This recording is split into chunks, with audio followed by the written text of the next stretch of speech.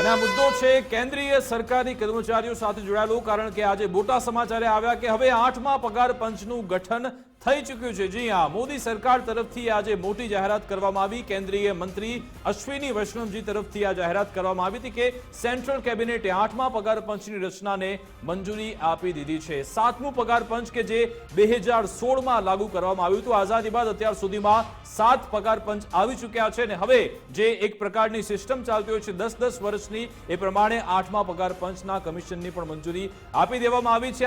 આ જે આખું કમિશન છે તેમાં કોણ કોણ રહેશે તે બાબતે એક કમિટી બનશે ને પછી કમિટી બન્યા બાદ એ કમિટી રિપોર્ટ સરકારને સોંપશે અને પછી જાહેરાત થશે કે ભાઈ આખરે આ 8મા પગાર પંચમાં જે નોકરિયાત વર્ગ છે, જે સરકારી કર્મચારીઓ છે, કેન્દ્રીય સરકારી કર્મચારીઓ, તેમને તેમના પગારમાં શું વધારો થાય છે, તેમને એલાઉન્સ કેટલું વધે છે, ડીએ કેટલું વધે છે, પેન્શન જે સ્કીમ ચાલી રહી છે તેમાં શું ફેરફાર થાય છે તે આપણને પછી જાણવું પડશે. મુફદ્દલ વિકાસ, આમાં સૌથી અગત્યનું જેના ઉપર તમામ કર્મચારીઓની, કેન્દ્રીય કર્મચારીઓ અને રાજ્ય સરકારના જે કર્મચારીઓ છે એની પણ નજર રહેતી હોય છે. કેમ કે એકવાર જ્યારે કેન્દ્રીય કર્મચારીઓ માટે નવું પગાર પંચ લાગુ થાય આગળનું, એટલે પછી તુરંત જ થોડા સમયમાં રાજ્ય સરકારો પણ એ પગાર પંચના અનુસાર અમલવારી કરતા હોય છે.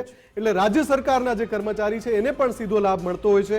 જ્યાં સુધી વાત છે 7મું પગાર પંચ 2016માં એ અસ્તિત્વમાં આવ્યું અને ડિસેમ્બર 2025માં એની સમય મર્યાદા પૂર્ણ થઈ રહી છે.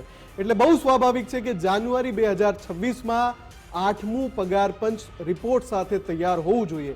આજના જે અપડેટ છે એ છે કે આ પગાર પંચનું ગઠન અત્યારમાં કરવામાં આવ્યું છે અને એના જે સભ્યો એ જે પગાર પંચમાં નિયુક્ત થશે એ લોકો એક રિપોર્ટ તૈયાર કરશે.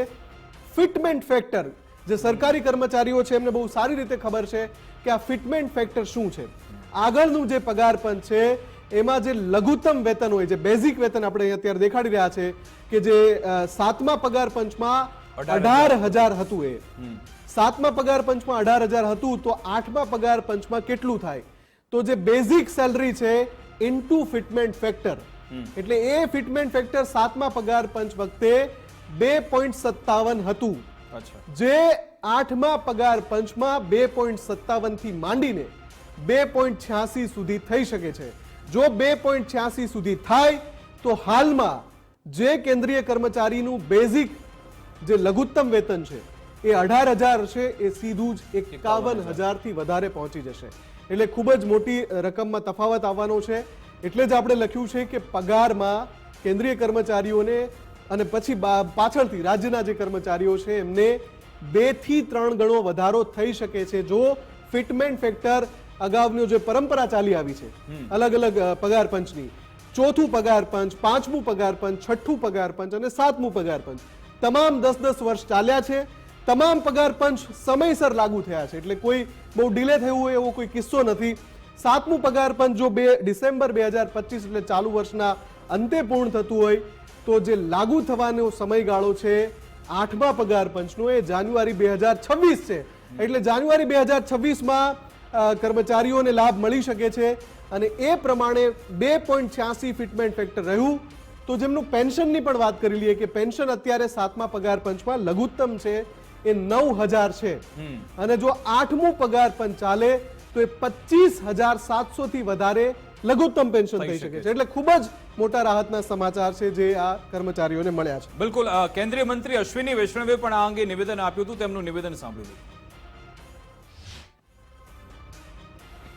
माननीय प्रधानमंत्री जी ने केंद्र सरकार के सभी कर्मचारियों के लिए 8th सेंट्रल पे कमीशन को मंजूरी दे दी है.